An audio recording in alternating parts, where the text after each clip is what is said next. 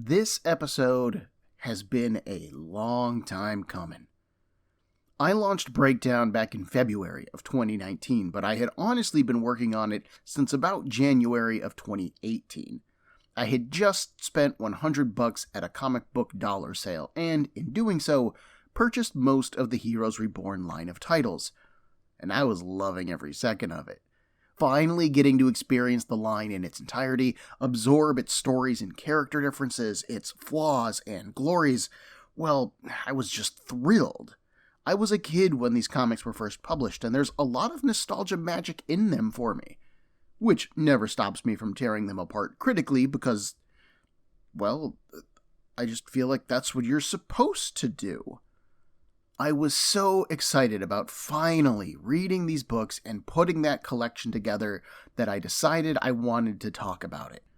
And slowly, eventually, I figured out how to record and how to edit and how to host, all the things necessary to create a podcast. And then I launched Breakdown. And after 13 episodes talking about the Heroes Reborn line, I was preparing to cover the Heroes Reborn event from 2000 and hit a snag. Because while the event was set on the very same Earth that the Heroes Reborn books had been, there had been little to nothing to do with the original event in there.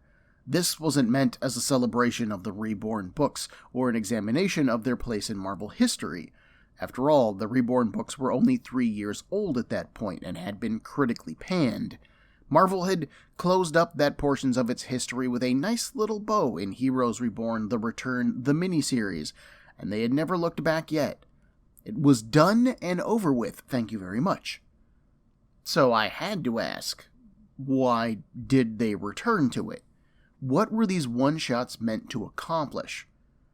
My research revealed that the one-shots weren't a celebration or a re-examination of the Heroes Reborn concept at all. They were, in fact, fairly divorced from the original concept. No, instead, the one-shots were vaguely helmed by author Chris Claremont and tied into his run on the Fantastic Four. That created a problem for me. My plan from the start had been to write and record every episode of the Heroes Reborn stuff before I released it. That way I had a nice lead time and it would give me some wiggle room to figure out how to do all the stuff. But now I'd hit a snag. Claremont's run of Fantastic Four is 32 normal issues, plus the 8 one-shots, plus 2 annuals, plus a graphic novel, plus 2 other miniseries. That's a lot of comics to get. Not that I was unwilling to do the hunting, because I certainly was. But I couldn't just buy all of it at once, and I certainly couldn't read it all fast enough to make sure that it all made sense before I started breaking it down. But I also didn't want to wait to release the podcast. The longer I waited, the less likely I would be to ever release it at all. So episode 1.14 became about the impact of the Reborn books on Marvel Comics, both in the meta-sense and in the world of the comics themselves. But to me, 1.14 was also a promise. Reading Heroes Reborn had led me to the Fantastic Four, and the Fantastic Four would lead me back, given enough time. And that time is now. 17 months later, 87 episodes of Breakdown later, approximately 187 comic books broken down later, and finally, I return to the Heroes Reborn books. My name is Ben, and this is Comic Book Breakdown, episode 12.14, Fantastic Four, Volume 3, Doomsday.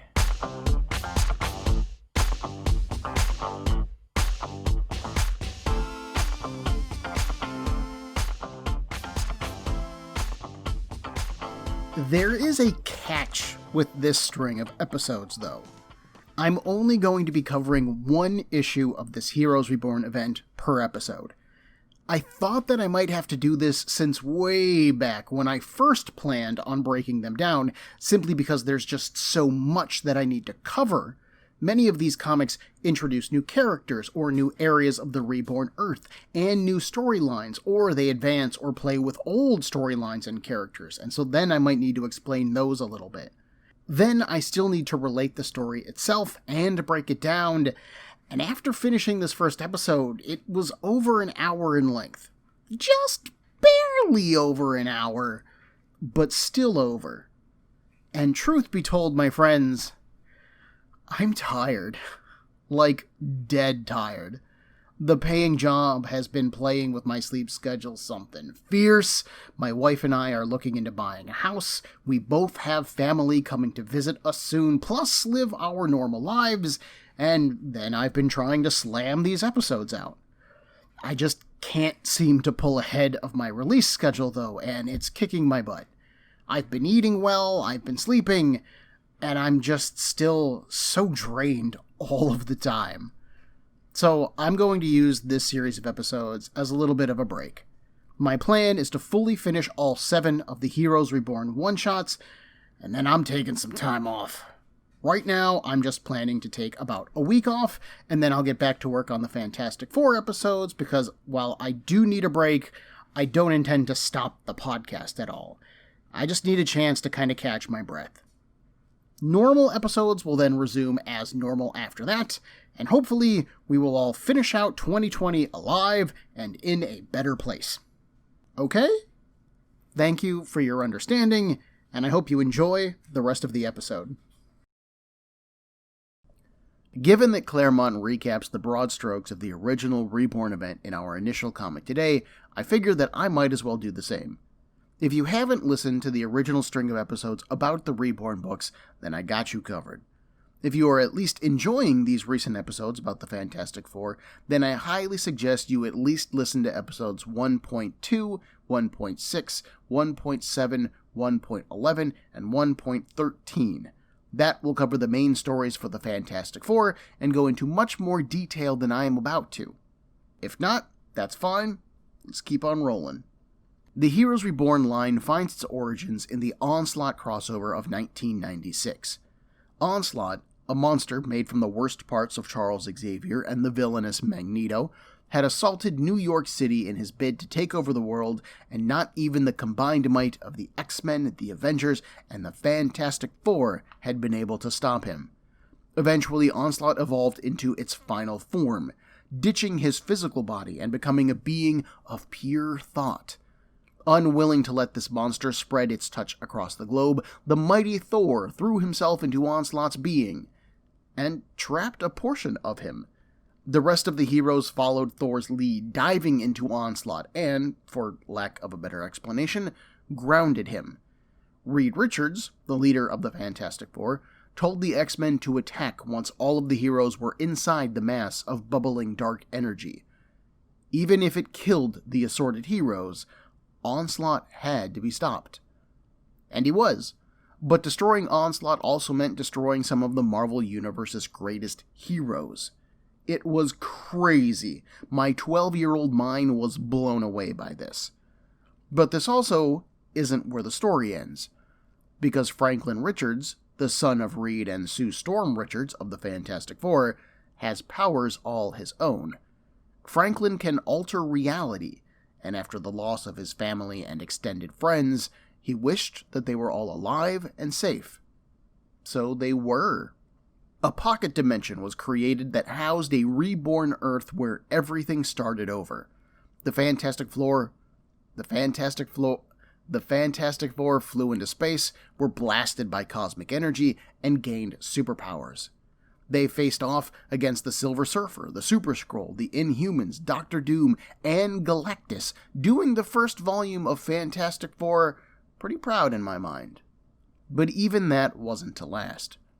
This use of Franklin's powers, his creation of life where there was none, did not go unnoticed. The Celestials, which are the enormous space gods of the Marvel Universe, now acknowledged that Franklin's power could rival their own. They sent Ashima, one of their own packaged in a human body, to convince Franklin to choose between the reborn Earth and the original Earth. They never really gave a good reason for why he had to choose between them, but if he didn't, the Celestials would destroy one of the planets anyways. Franklin would then come with them and learn to use his godlike powers amongst his peers. Instead, Earth's mightiest heroes teamed up with Dr. Doom, climbed aboard a spaceship Ark, and flew through the negative zone back to the 616 reality, abandoning the reborn Earth. Ashima, won over by Franklin's passionate pleas to save those on the reborn Earth, took over for Franklin's powers and used her own energies to sustain it. She fell into a deep sleep. During the trip through the negative zone, Victor Von Doom, the armored despot known as Dr. Doom, decided that Franklin would be the perfect power source for him to take over the world. He attempted to kidnap the child and return to the reborn Earth, but Thor couldn't let that stand. He battled Dr. Doom while Mr. Fantastic used the opening to save his son. Thor then generated a portal to nowhere with his hammer Mjolnir and forced himself and Doom through it, where they would battle for the rest of time. The rest of the heroes returned to the 616 reality and relaunched their books again in early 1998. Even Thor got his own ongoing series back in September of that year, but Dr. Doom was nowhere to be seen. He and Thor had gone through the same portal, and Thor was actually a member of the Avengers back when that book relaunched, so it's not like he had been missing for a long time. But Doom was. That's almost like someone had a plan regarding Dr. Doom.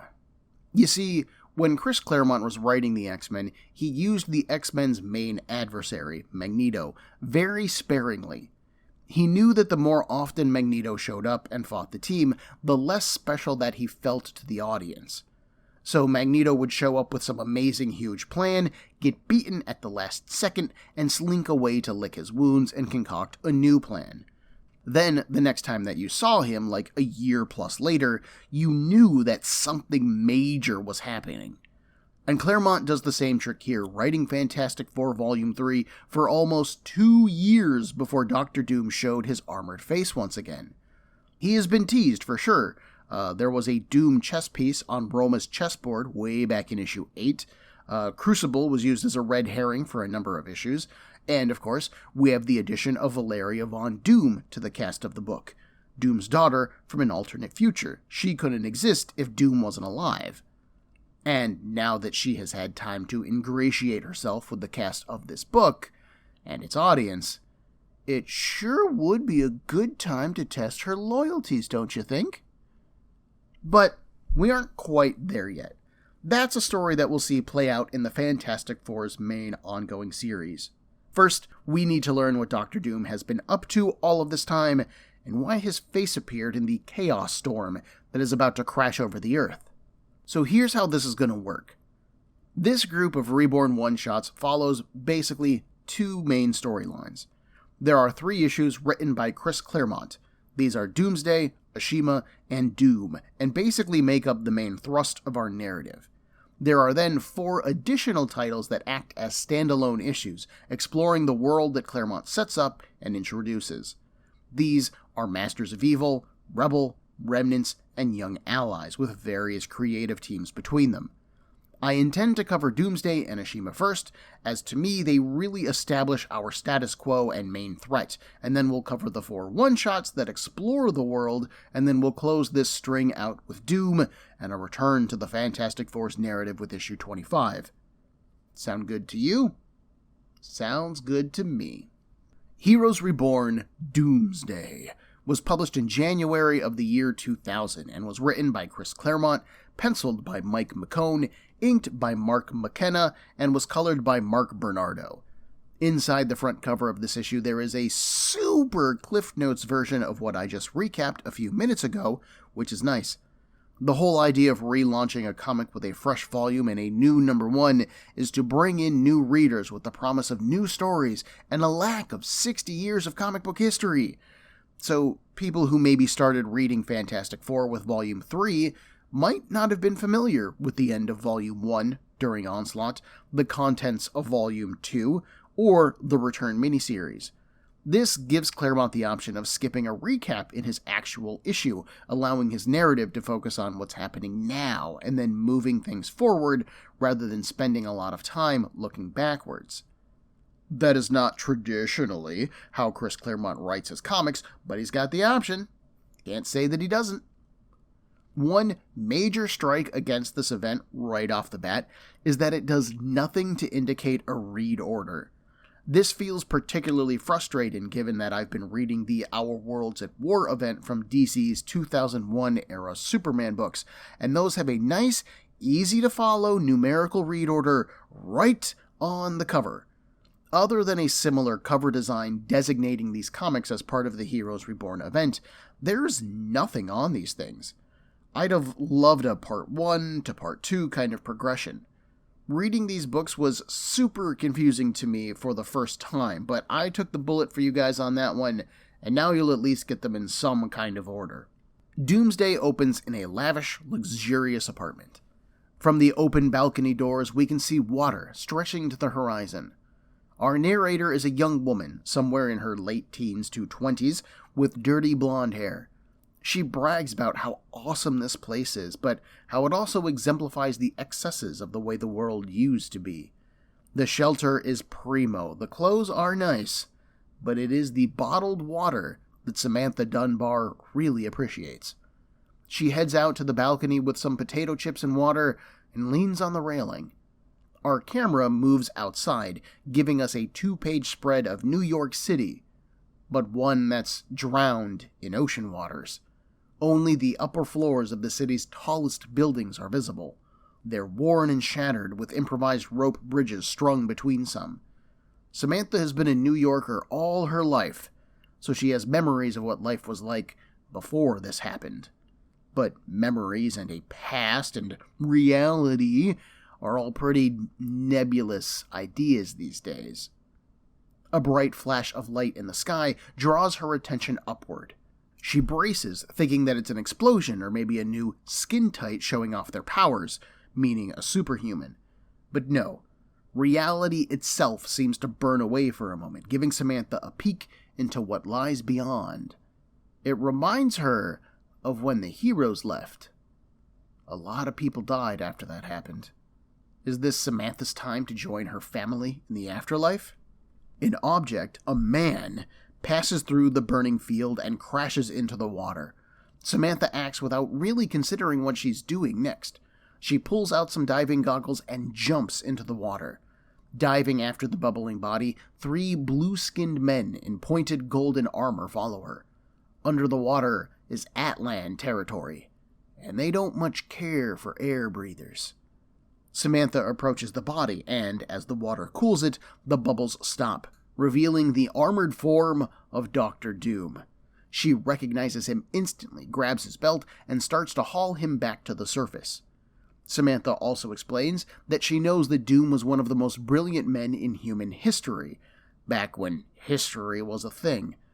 You see, the occupants of the world know that it had been created only 2 years hence as a figment of Franklin Richards' imagination. This world, and everyone on it, was created to save Franklin's family and friends. Once that was accomplished, they all left, and everyone else was left behind. That's a very bitter but not inaccurate way to look at the events of Heroes Reborn: The Return. The Atlans attack Samantha, but she manages to dodge their attacks and land a few blows of her own. She knocks 2 of them out and books it to the surface. She needs air. Gasping for breath, Samantha refills her lungs, dives again, grabs Doom, and keeps moving. The Atlans begin to circle up again, cutting off the best escape routes. Sam tries to go through a Macy's, but the Atlans close in and knock off Samantha's mask. She continues to fight against them, but there's no way that she wins now. The Atlans don't even have to kill her. They just need to wait for her to drown. Well, no swearing. That. Samantha watched her city drown. She watched everyone swarm to the ruins of her city, stealing what they could, killing anyone in their way.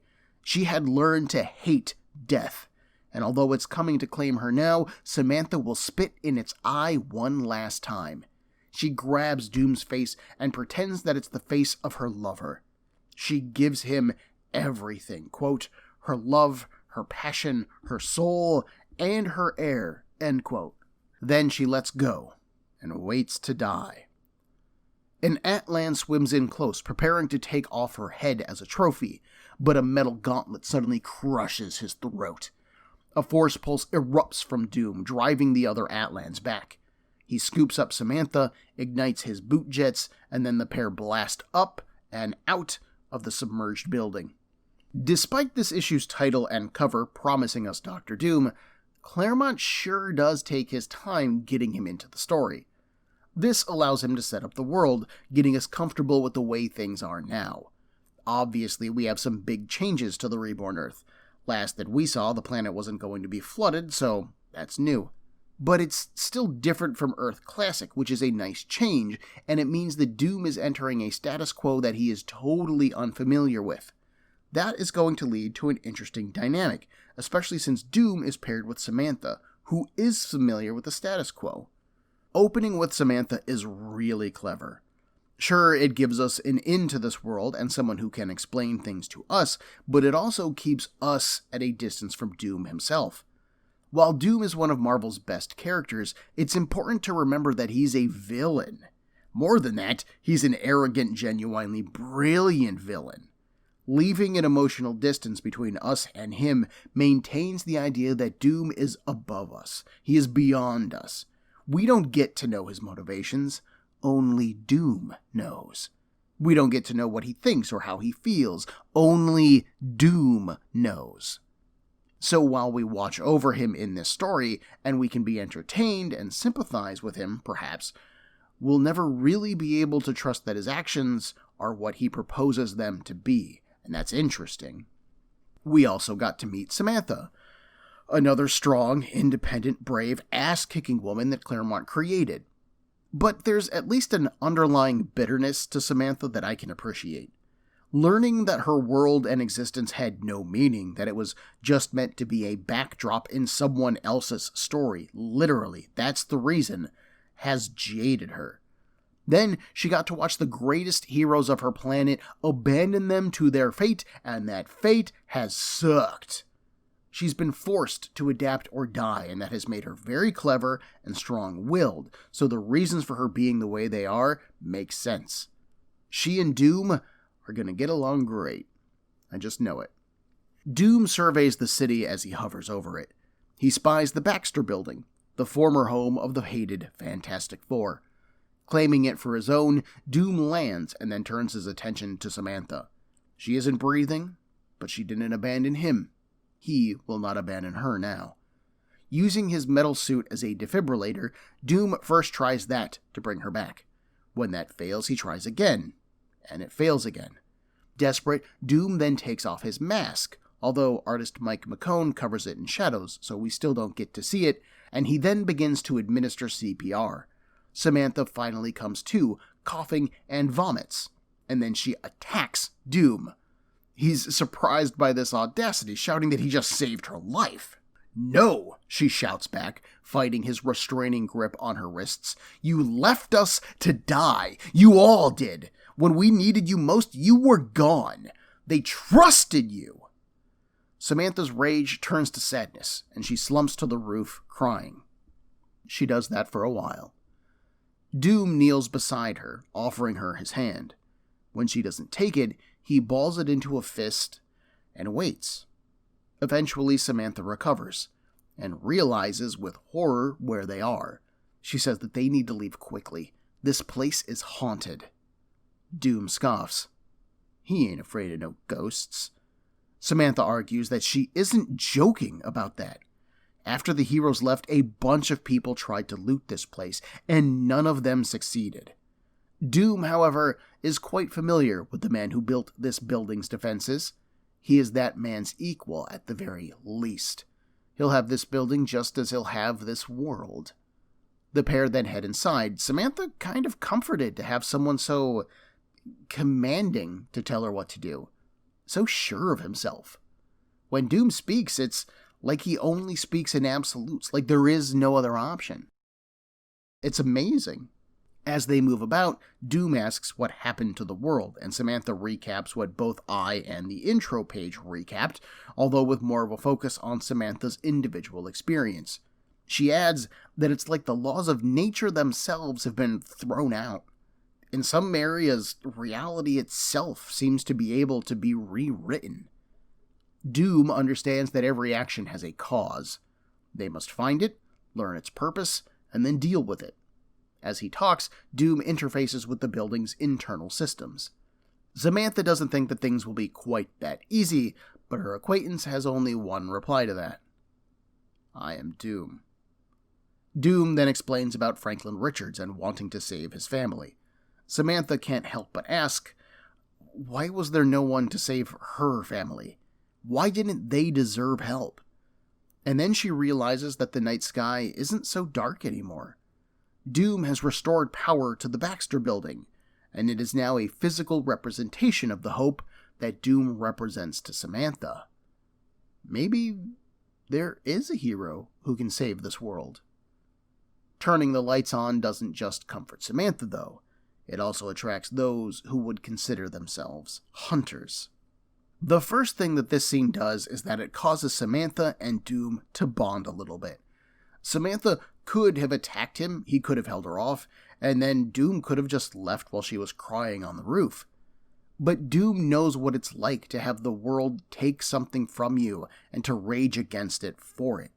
He also knows that he needs information, so he waits, appearing patient and understanding to Samantha, something which would not come across if we were inside of Doom's head hearing his narration, which is why we aren't.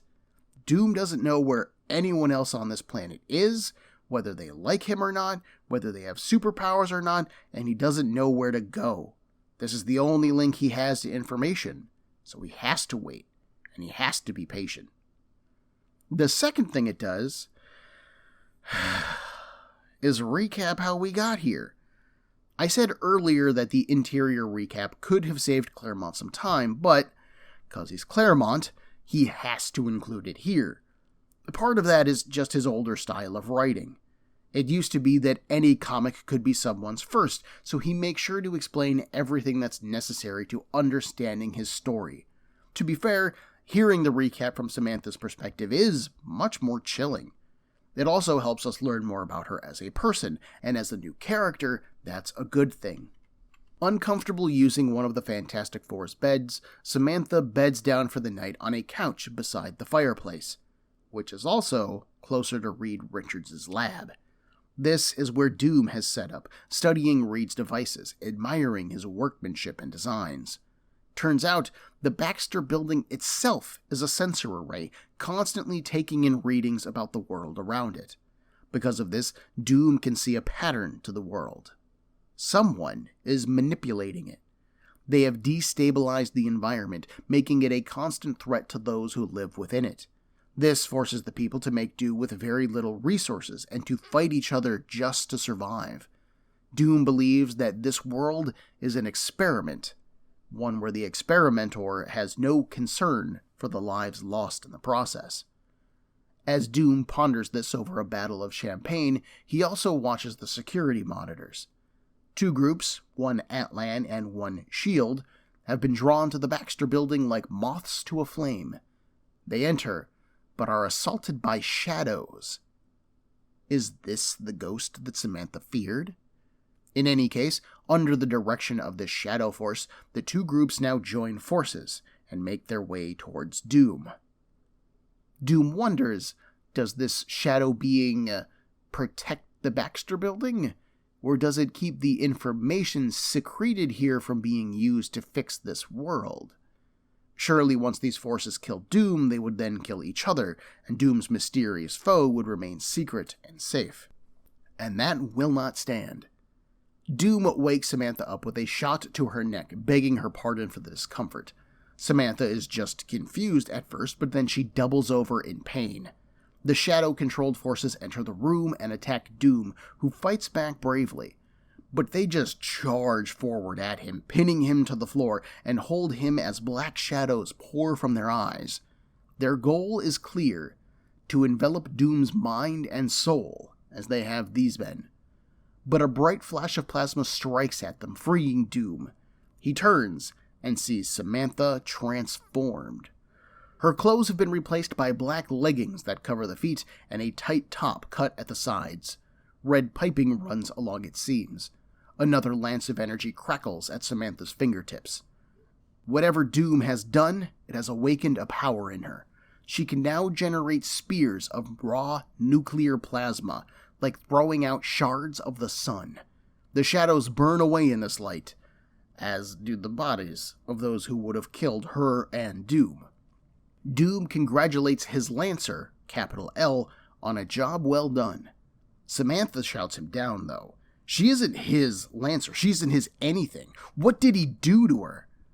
The armored man forgives her impudence this one time, but she had best not count on such kindness from him again. Samantha practically spits at his feet in response. Bullshit. No swearing. Whatever he did to her, it was because he needed her.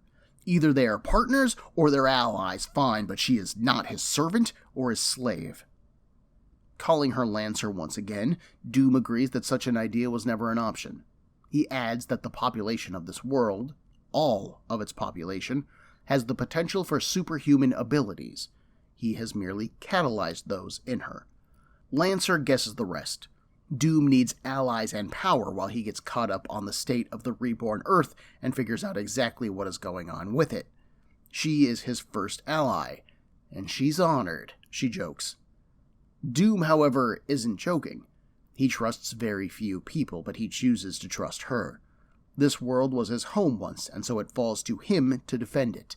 The power that he and Lancer wield gives them the right to rule it, but doing so means taking up the responsibility of caring for the world and its peoples.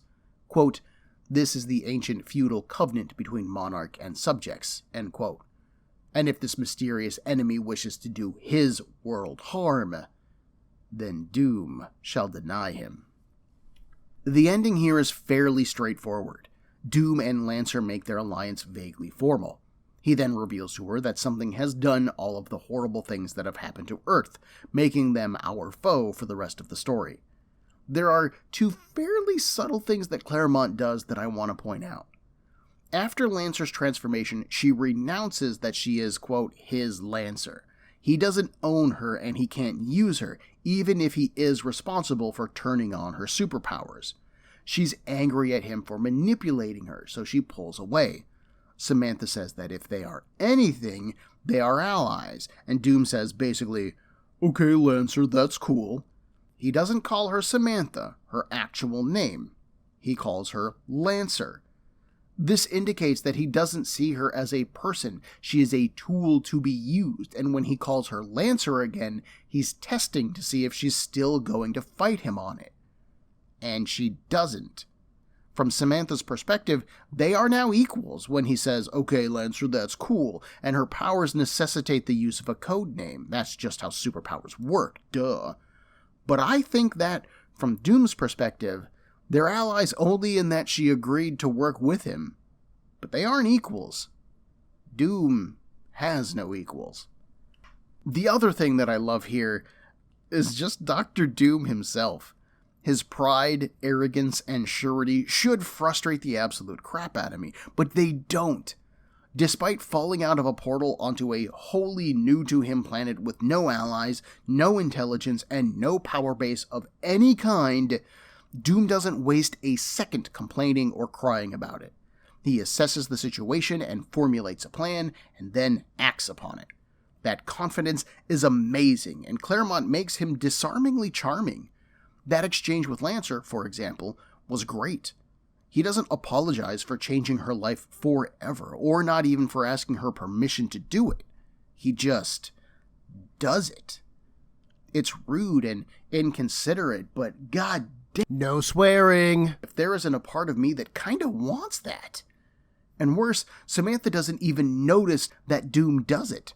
She just accepts that they're cool and that he is going to respect her moving forward, despite not respecting her now.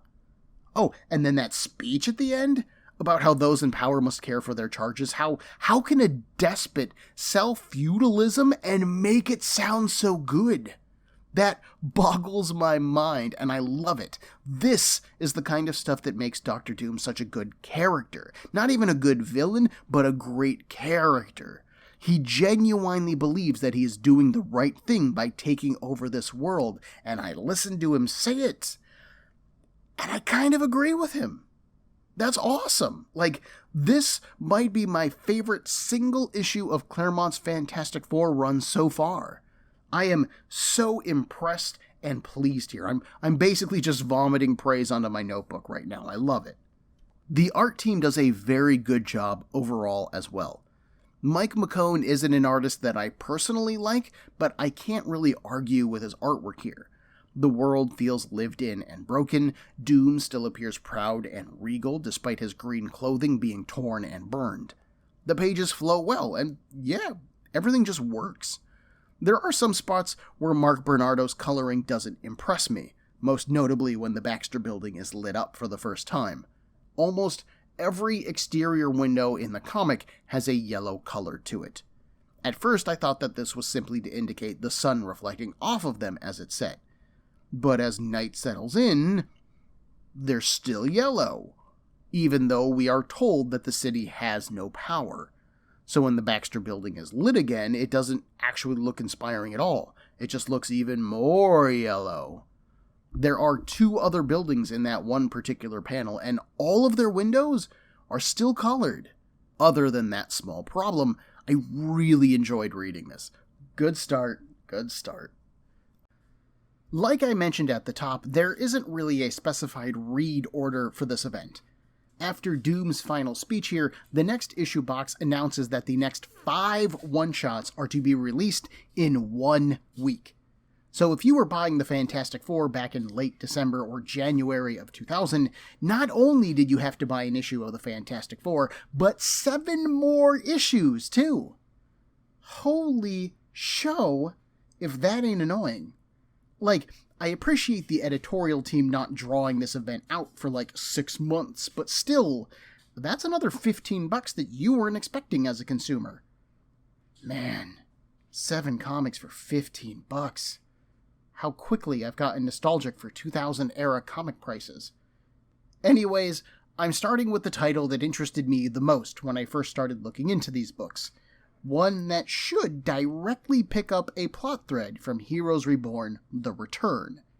Doom and Lancer ally with a key player in this event, the inheritor of Franklin Richards' imaginary Earth, the celestial called Ashima. Join me in a week for Comic Book Breakdown episode 12.15, More Human Than Human.